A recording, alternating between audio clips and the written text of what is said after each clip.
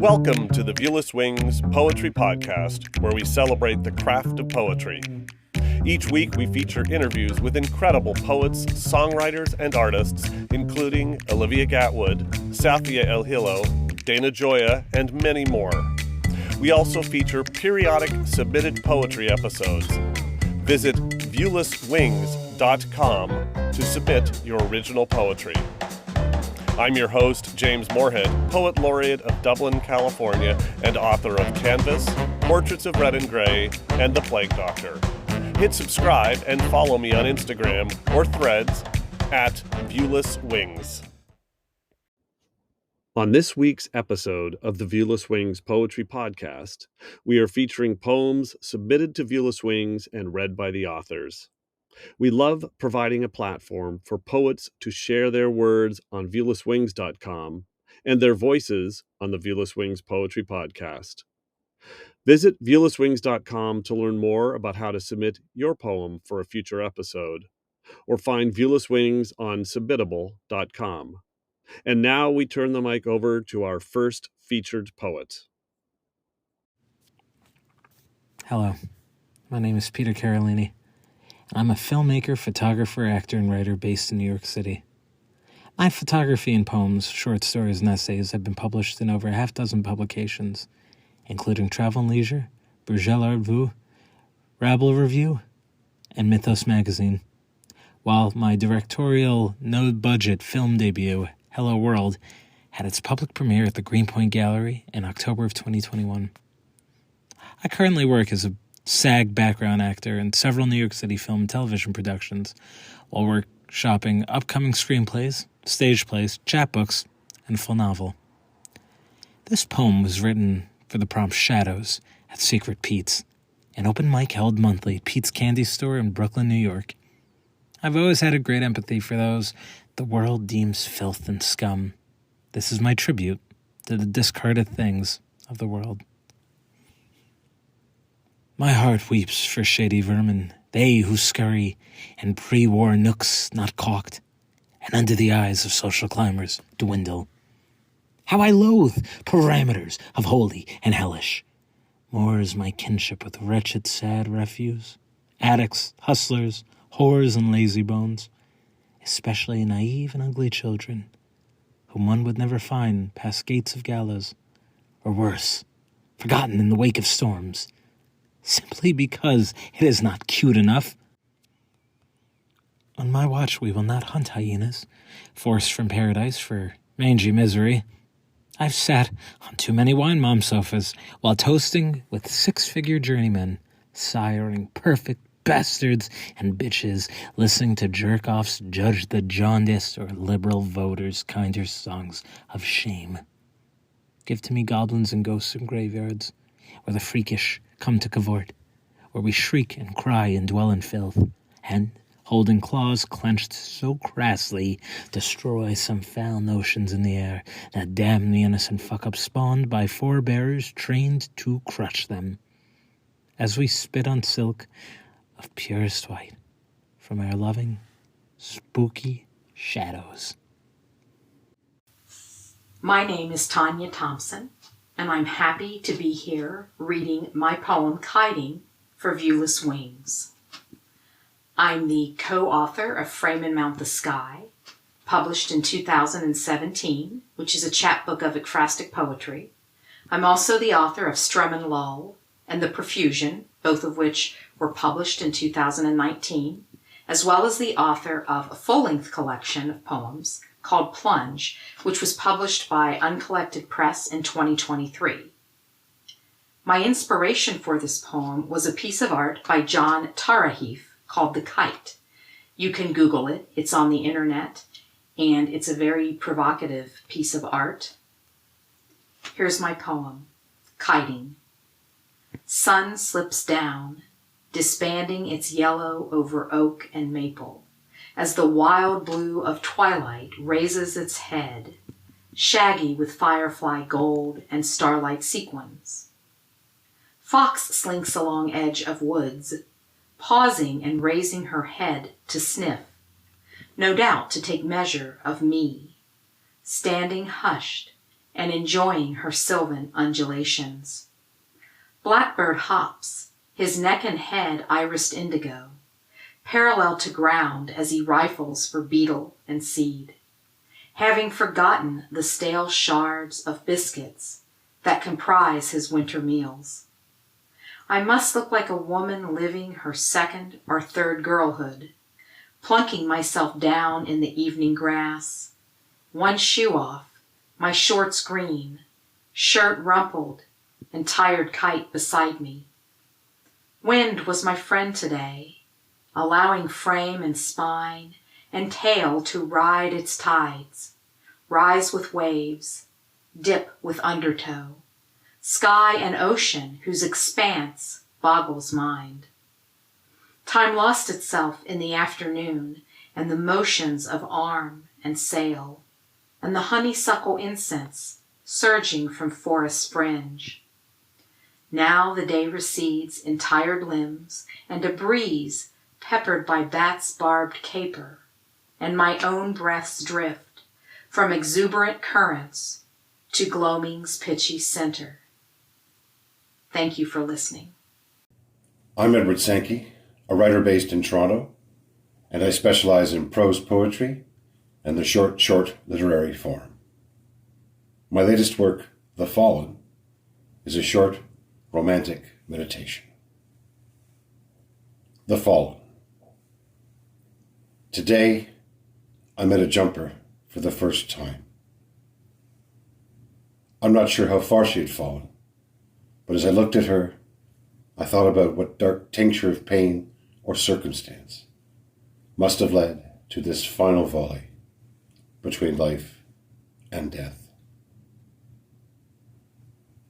Beneath a crystalline sky, I ran through shadows to find a blanket to cover her. I wrote the words, "She is dead. Call the police." I placed the note on the body. I left the shattered scene and returned to my apartment. As I turned the key, the door opened slowly, for me to see the jumper drift back silently into my living room, and then spiral off thinly into a soft, yellow dissipation. 3 years have passed since melancholy descended, and yet I think of her whenever the rain beats lifeless patterns on my windowsill, or fire cracks like wind through the trees of autumn, or when I find the courage to remain sober and turn out the lights at night.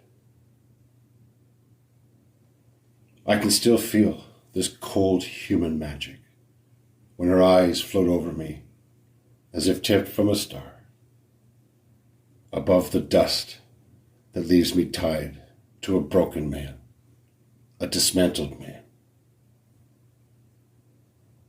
Perhaps she was released from life so quickly and with such force that she grasped a cruel truth about the sad circumventions that lie silently within the ghostly hearts of men. Now, my life plays out beneath the vision of a disconsolate spirit who gauges my every move, hears every word, and holds my darkest hopes. I never found out how far she'd fallen, but I know how far I have. I am the fallen man now, and I'm left to wonder what really changed in the blue darkness, and how far we both had fallen. Hello, I am Diane Sahms, a native Philadelphian poet. I am the author of 8 poetry collections, most recently Blues, Prayers, and Pagan Chants, which is forthcoming in February of this year. I have been published in North American Review, Arlington Literary Journal, North Virginia Review, Philadelphia Inquirer, Pennsylvania Literary Journal, Chiron Review, Sequestrum, among others. I am a former high school English teacher, and I currently work full-time for the United States government. Also, I am the poetry editor at North of Oxford, an online literary journal.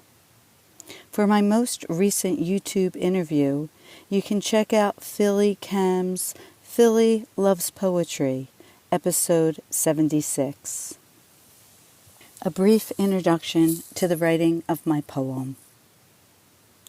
The style of my poem, Crow in Variations, evolved and was inspired by my readings and studies of English translations of modern Chinese poetry, along with the readings of Carl Jung's shadow work and Joseph Campbell's archetypes.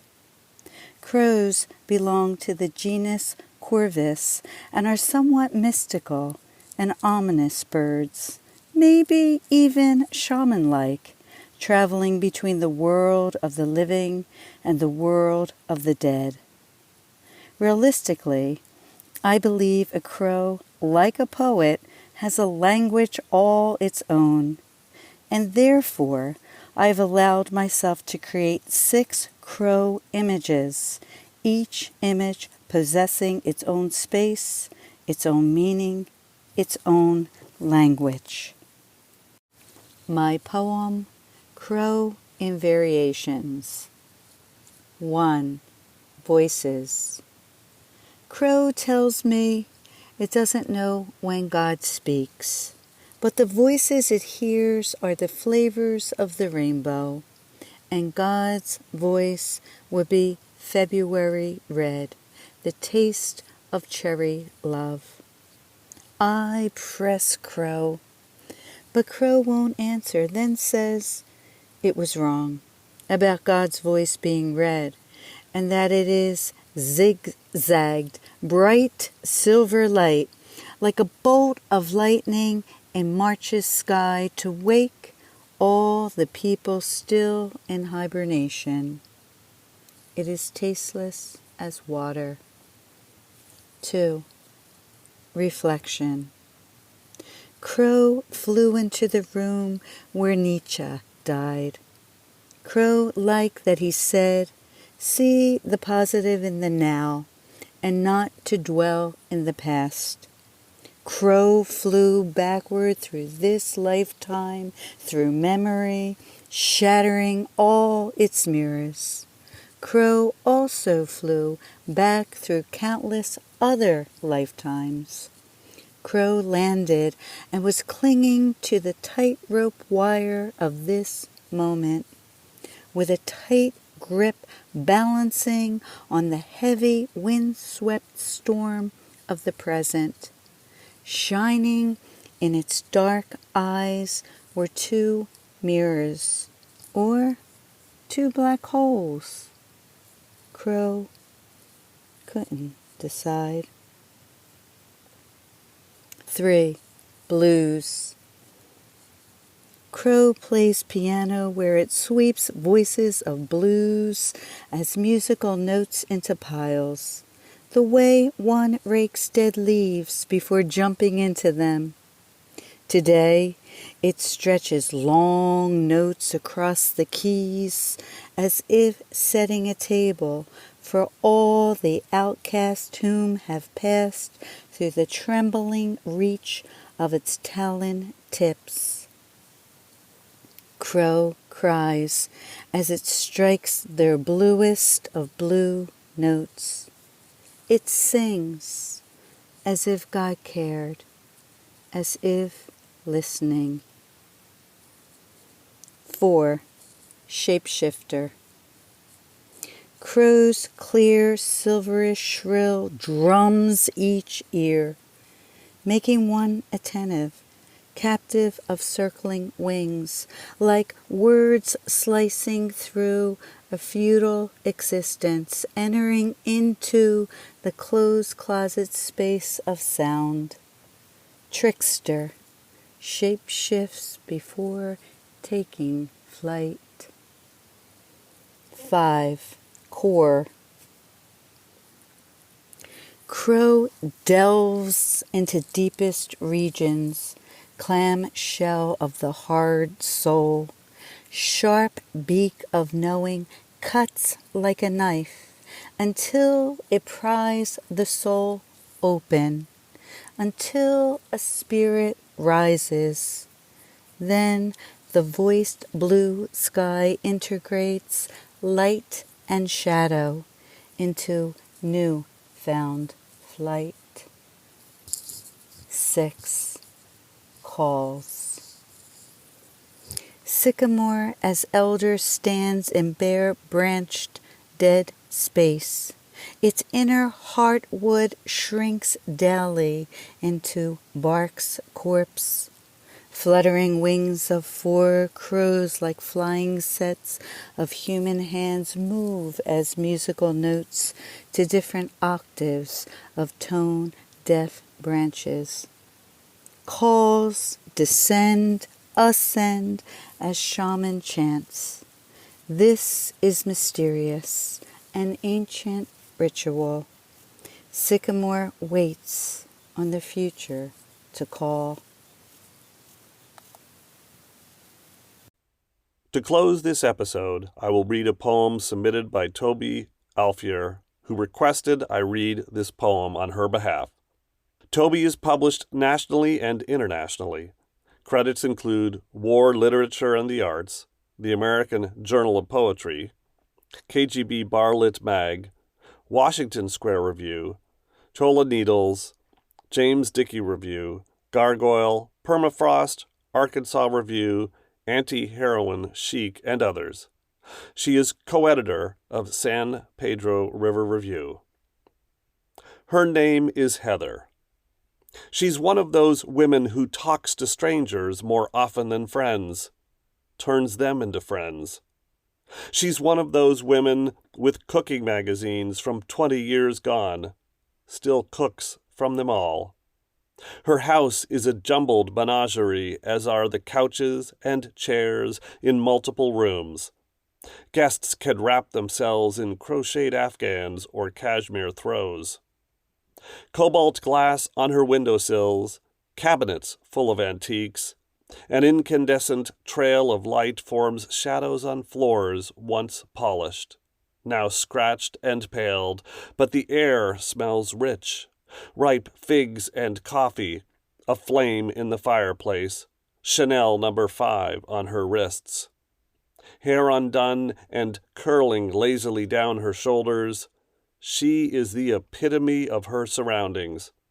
Wildflowers bending toward the morning light, a china blue sky after weeks of winter, beauteous shells tumbling in an outbound tide. The Viewless Wings Poetry Podcast is written and produced by James Moorhead. You can follow me on Instagram, Threads, and YouTube at Viewless Wings. Hit subscribe to be notified of every episode of the Viewless Wings Poetry Podcast and spread the word with your poetry community.